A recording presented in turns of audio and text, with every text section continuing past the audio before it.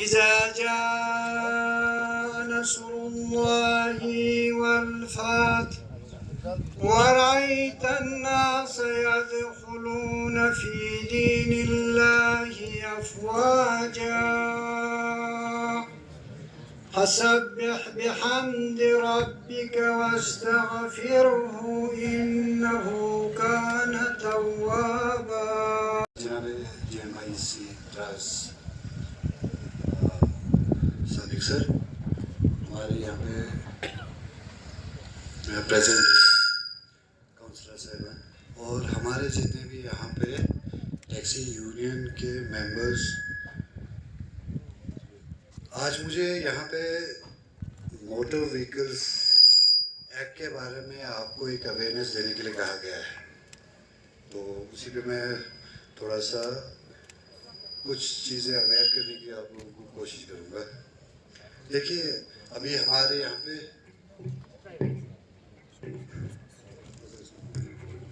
ये हम बात करें तो हमारे जो लेवल लैंग्वेज में अगर हम बात करते हैं तो भाई पब्लिक जब रोड पे पुलिस के साथ डील करती है तो उनको लगता है कि भाई सीट बेल्ट ना लगाओ पुलिस चालान कर देगी, हेलमेट ना लगाओ पुलिस चालान कर देगी।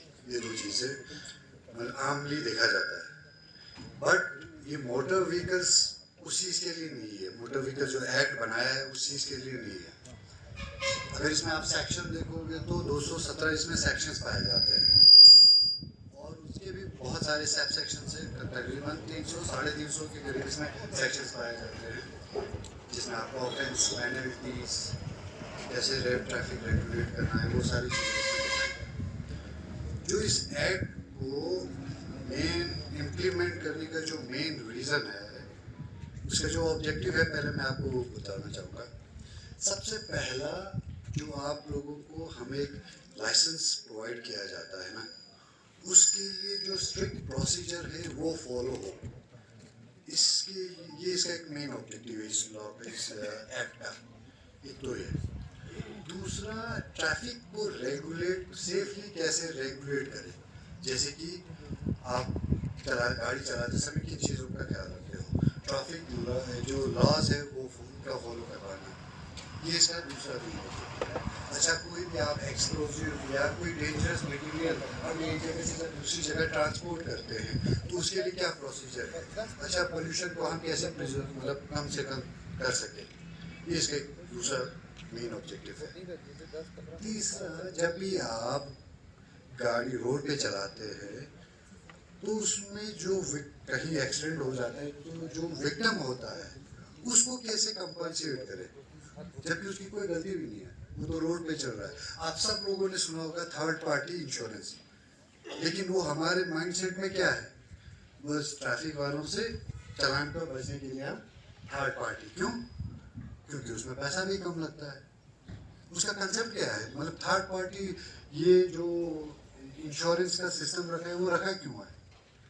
तो जो भी कोई भी बनता है या कोई इंजर्ड हो जाता है या किसी की डेथ हो जाती है उसको बेनिफिट पहुंचाना वो इस एक्ट में डिफाइन है।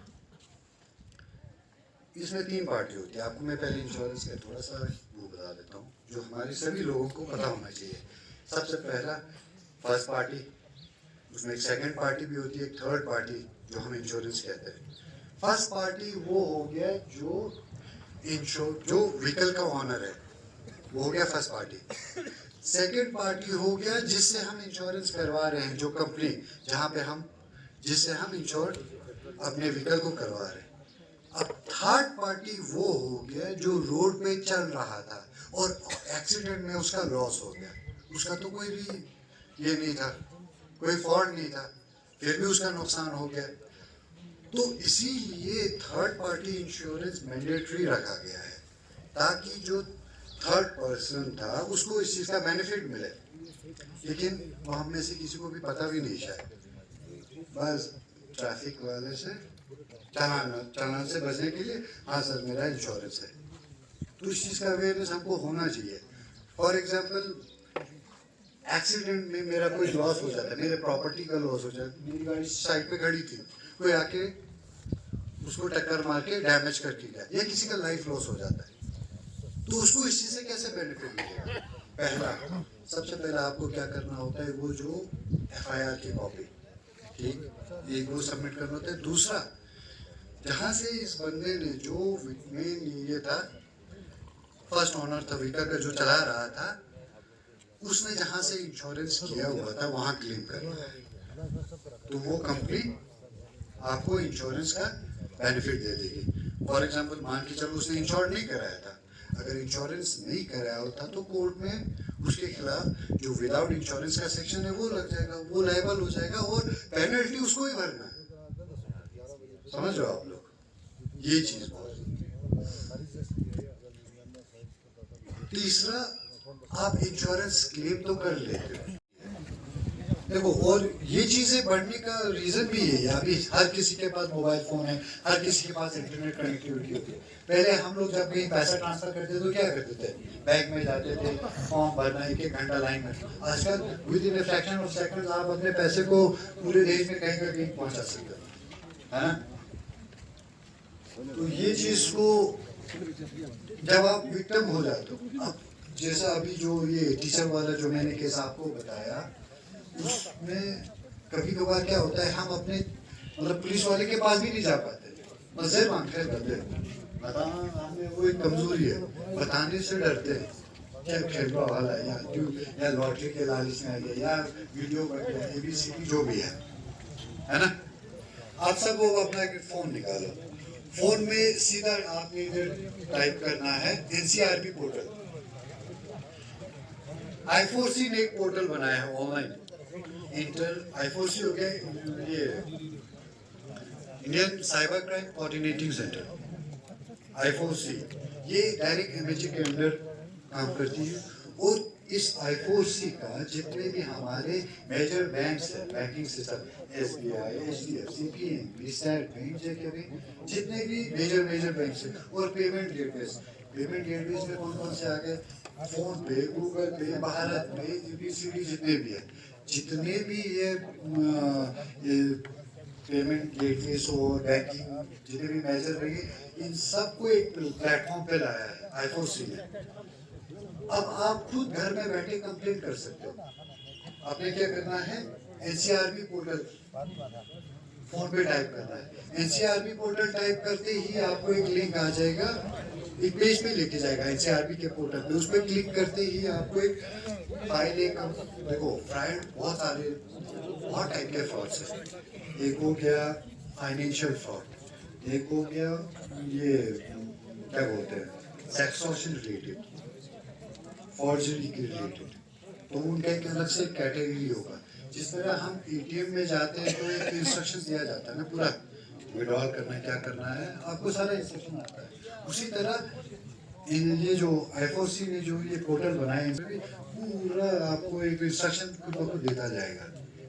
बट मेन इम्पोर्टेंटली आपके पास वही एविडेंस, जैसे आपका पैसा ट्रांसफर हुआ तो इसका एक ट्रांजैक्शन ID होगा, उसका एक स्क्रीनशॉट, वो सारा डिटेल चाहिए। अब ये I4C ये जो NCRB का पोर्टल ये काम कैसे करता है, जो ही आप उस पर अपना कंप्लेंट फाइल करोगे ना, आपका एक ट्रांजैक्शन ID होगा, उस ट्रांजैक्शन ID से वो अमाउंट एक जगह से दूसरी जगह ट्रांसफर हो गया, किसी दूसरे बैंक में गया, ये मैसेज जो आपका, अगर हम स्ट्रिक्ट ना हो तो आप लोग थोड़ा अंदाजा लगाइए, इतने लोग, इतनी गाड़ियां मैनेज करना कितना मुश्किल होगा। तो आप पेरेंट्स से मेरी रिक्वेस्ट है, जब भी आप अपने बच्चों को गाड़ी की चाबी देते हो, उसमें आप 110% आप भी रिस्पॉन्सिबल हो, अगर उसके पास एक वैलिड ड्राइविंग लाइसेंस ना हो, उसमें आपको भी फाइन लगेगा, आपको पेनल्टी भी लगेगा, जैसे मैंने आपको कहा सेक्शन 199 है, 3 साल की जेल। अच्छा, बाकी सारे ऑफेंस अब इसमें मैं एक एक करके ऑफेंस लिखता रहूँगा, बहुत लंबा हो जाएगा।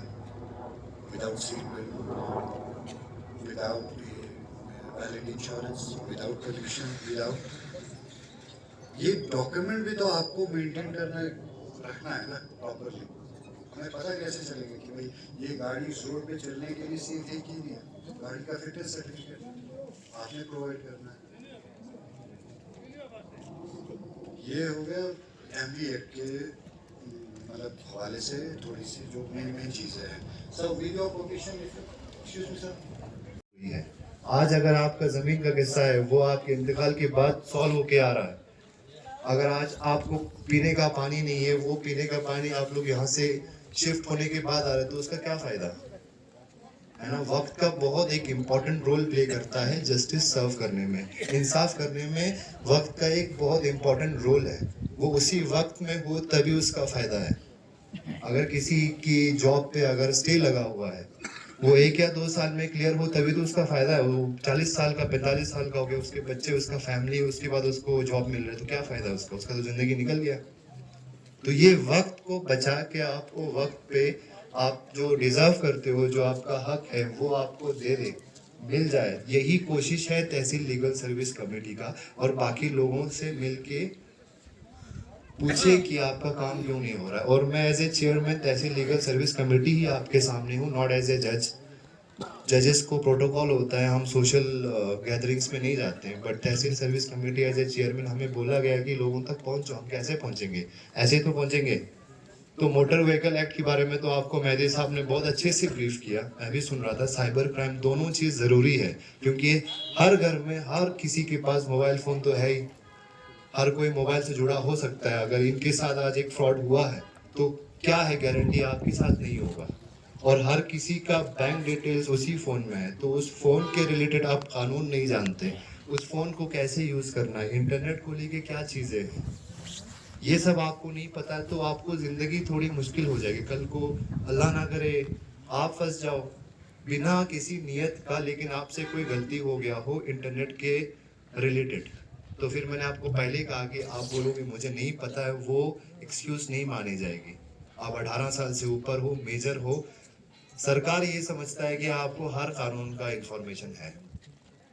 बाकी आज का जो प्रोग्राम था मोटर व्हीकल एक्ट का, उनके बारे में तो बहुत अच्छे से मेहदी साहब ने बोल दिया। और आप लोगों में से कोई अगर लोक अदालत का पार्ट बना हो नहीं बना हो, हम लोग जिस ऑफेंस का 1000 रुपये फाइन हो या 20,000 फाइन हो, 10,000 फाइन हो, उनका 100 रुपये 200 रुपये में हम लोग फाइन दे के छोड़ देते हैं। वो लोक अदालत में कर सकते हैं हम लोग।